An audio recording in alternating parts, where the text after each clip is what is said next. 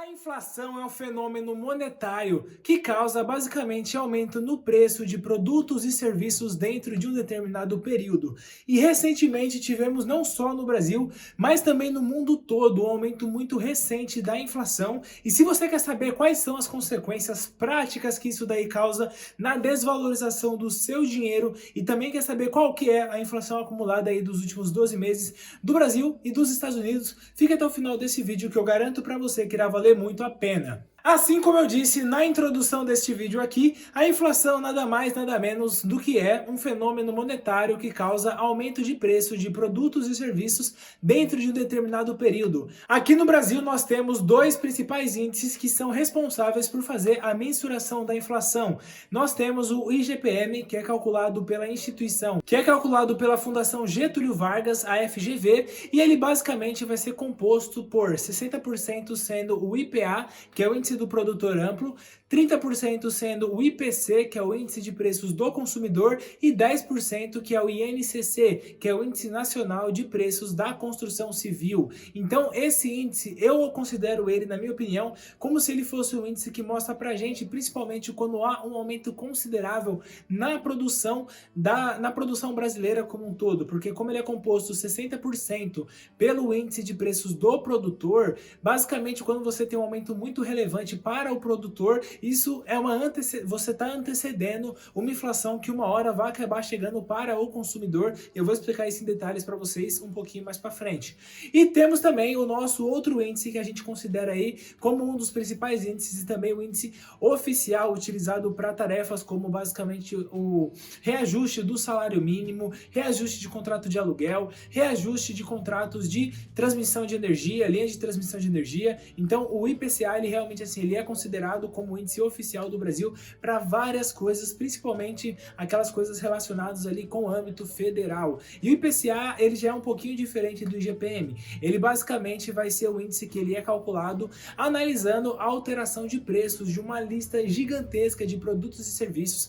A lista eu vou estar colocando para vocês na tela enquanto eu falo, para vocês darem uma olhadinha na quantidade de itens que fazem parte dessa lista. E basicamente os agentes do IBGE, que são os funcionários que trabalham para essa entidade pública, vão até as principais capitais do Brasil e vão analisar de lojinha em lojinha, de médico em médico, qual que foi o aumento de preço que eles aplicaram do mês passado para esse mês. Com base nisso e considerando também uma média ponderada, eles fazem a elaboração do IGPM. Também vou colocar na tela para vocês qual que é os níveis de peso que cada uma das categorias do IPCA tem, para vocês verem o que é o mais relevante dentro do IPCA. Por exemplo, alimentos e bebidas são os mais relevantes dentro do índice, tendo aí mais de 20% de peso dentro do índice. Bom, agora que eu expliquei para vocês sobre os dois principais índices que é utilizado no Brasil para poder fazer essa mensuração da inflação, quero explicar para vocês um pouquinho do porquê que eu acho, que é uma antecedência. Vou colocar na tela para vocês darem uma olhadinha o IGPM que a gente teve durante o ano aí de 2020 e comecinho de 2021 e o IPCA que estamos tendo agora durante o mês ali de 2021 até agora 2022. Como eu falei para vocês, o IGPM, 60% dele é composto pelo índice de preços do produtor amplo. Então, basicamente, quando nós temos um reajuste de preço para o produtor, significa que o custo para poder produzir qualquer coisa ficou mais caro. Por consequência, essa pessoa que está produzindo, na hora que ele for fazer a venda daquele produto que ele produz, ele vai ter que reajustar também o preço dele, senão basicamente ou ele não vai ter margem de lucro nenhuma, ou ele vai ter uma margem de lucro menor. Então, como aumentou o custo de produção, ele também vai ter que estar reajustando o preço do produto final. Por consequência, nós, consumidores finais, quando formos comprar aquele produto, teremos que pagar um valor mais caro. Então, na minha opinião, eu considero que o IGPM é bem legal da gente acompanhar ele como sendo um antecessor do IPCA, quando a gente tem um aumento muito considerável, principalmente em específico falando sobre o IPA, que é o índice de preços do produtor amplo. E bom, agora analisando um pouco desses índices aqui para o Brasil, nós temos a seguinte seguinte situação: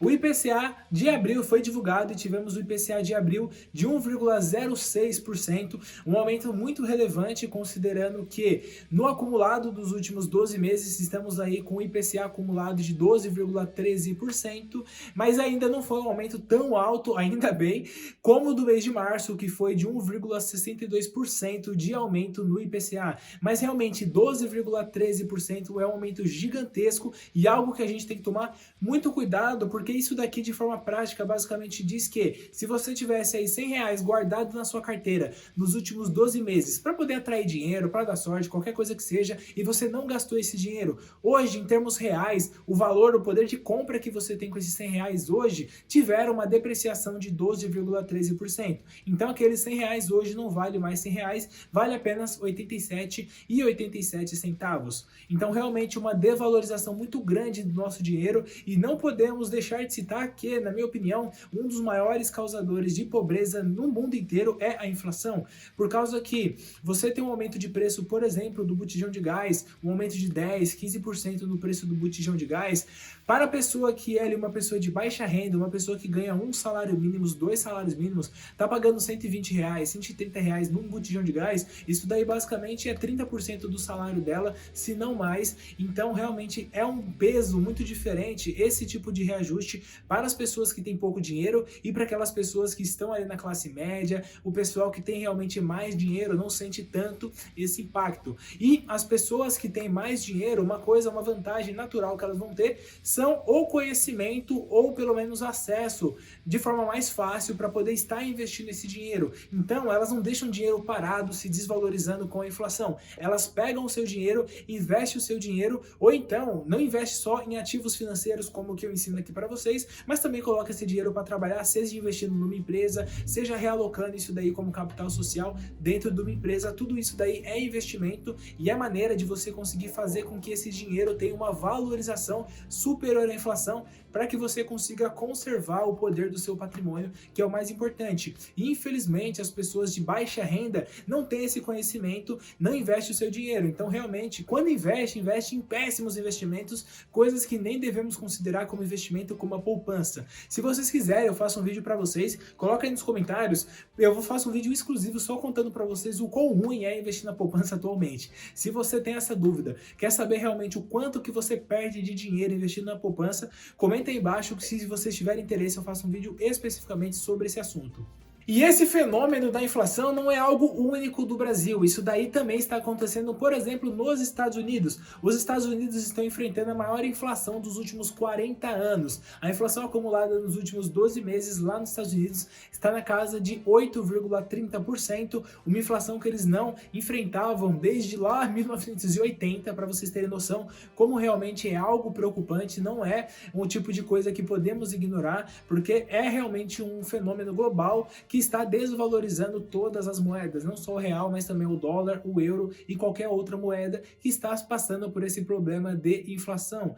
E um dos principais causadores dessa inflação global foi o início ali da guerra da Rússia com a Ucrânia, que acabou ocasionando um aumento muito considerável no preço do barril do petróleo. E o petróleo, a gente tem que considerar que a Rússia é o oitavo país que tem as maiores reservas de petróleo do mundo, e a Ucrânia, entrando em conflito com ele, também cessou todas as suas reservas de petróleo que estavam em comércio. Então a gente teve uma diminuição natural da quantidade de petróleo que ia ser negociado no mundo. Então tivemos uma queda da nossa oferta de petróleo no mundo. Só que a demanda permaneceu exatamente a mesma. Com isso fez com que o preço do barril do petróleo disparasse. Vou colocar na tela para vocês darem uma olhadinha como que foi a performance do barril de petróleo, considerando o barril do petróleo Brent, que é o que a gente considera de bolsas internacionais, no ano de 2021 e agora nos 5 primeiros meses de 2022, para vocês verem como teve um aumento realmente muito considerável. E temos que lembrar que a gasolina, quando a gente fala do petróleo, por consequência, a gasolina é a matéria-prima que vai fazer a gasolina. Então, quando a gente chega e olha o preço da gasolina, quando você tem um aumento no preço da gasolina por causa do aumento do preço do barril do petróleo, a gasolina cria um efeito cascata que também vai ocasionar inflação. se formos olhar o Brasil como exemplo, nada do Brasil você vai ser produzido ali do lado e você estralou o dedo, tá numa prateleira. Não, é necessário que, se a gente for falar, por exemplo, do setor agrícola, toda aquela produção agrícola, você vai ter máquinas que utilizam combustível para poder se locomover. Então esse combustível fica mais caro, por consequência, aumenta o custo de produção. Aí foi lá, o fazendeiro foi lá, plantou tudo ali, plantou ali sua colheita, fez a colheita, esses produtos vão pegar, vão ir para uma fábrica. Para ele, dali da fazenda, onde ele foi plantado, para uma fábrica, é necessário um transporte. Esse transporte, normalmente, quando a gente fala do Brasil, vai ser feito através de caminhões. E o caminhão é movido não a sorriso, mas sim a combustível, a gasolina, a diesel. Então a gente precisa ter também o aumento do custo do transporte desse produto para ele poder chegar até a fábrica. Lá na fábrica vai ter todos aqueles processos industriais para poder realmente fazer o produto final, que vai ser, por exemplo, um arroz que está num saco. Esse arroz da fábrica, ele ainda vai ter que ser transportado diretamente para o supermercado para ser vendido para o consumidor final. E esse frete que a fábrica vai ter que pagar para levar até o supermercado também vai ter um aumento de preço. Então, por consequência do preço da gasolina, acaba tendo um aumento no preço do custo dos produtos em todos os processos da linha de produção. Isso daí vai fazer com que o produto lá no supermercado fique mais caro para nós, consumidores finais. Então, realmente é um impacto muito grande que tem o aumento do preço da gasolina, aumento de preço de energia também. Acontece algo semelhante quando a gente olha pelo lado das fábricas. Mas bom, atualmente os governos estão se posicionando através de aumentos da taxa básica de juros. O Brasil já está se posicionando aí, aplicando vários aumentos assim bem relevantes na nossa taxa básica de juros para poder tentar frear essa inflação. Até agora, infelizmente, não estamos tendo o resultado esperado, mas eu espero que no futuro próximo a taxa de inflação venha a cair devido a esse aumento da taxa básica de juros. E lá nos Estados Unidos também, o pessoal, o Fed, que é o Banco Central dos Estados Unidos, já se posicionou, já aplicou um aumento na taxa básica de juros deles e eles já se posicionaram falando que, se necessário, eles vão aplicar aumentos mais consideráveis para poder impedir com que a inflação acabe destronando o poder de compra do dólar. Bom, este foi o vídeo, eu espero que todos vocês tenham gostado. Se você gostou, não se esqueça de clicar aqui embaixo no gostei. Se você não for inscrito ainda no nosso canal, se inscreva. E claro também, se você realmente gostou do conteúdo desse vídeo, deixa aí o seu like, compartilhe esse vídeo para pelo menos 2 pessoas, para que esse vídeo possa chegar no maior número possível de pessoas, que realmente isso me ajuda demais, principalmente agora que o nosso canal ainda está no comecinho. Isso daí dá uma escala gigantesca para que a gente consiga chegar em cada vez mais pessoas. Então, apoio imenso que vocês dão aqui para o meu trabalho. Beleza? Espero que vocês tenham gostado. Tchau, tchau e até o nosso próximo vídeo.